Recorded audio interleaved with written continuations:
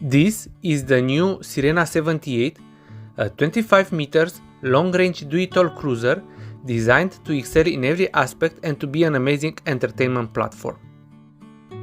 It is powered by two diesel engines producing between 2,800 horsepower and 3,600 horsepower depending on the trim level.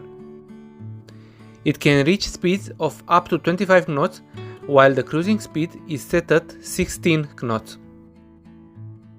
Sirena's flying bridge is available either in open, semi-enclosed or fully enclosed formats.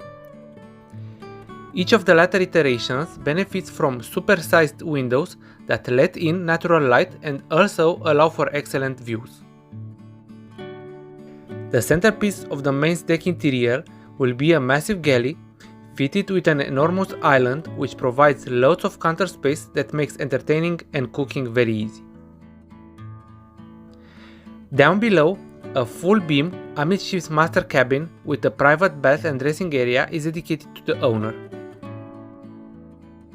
A 4-peak VIP is also ensuite and benefits from large windows that let passengers watch the water peel away from the hull as the yacht is underway.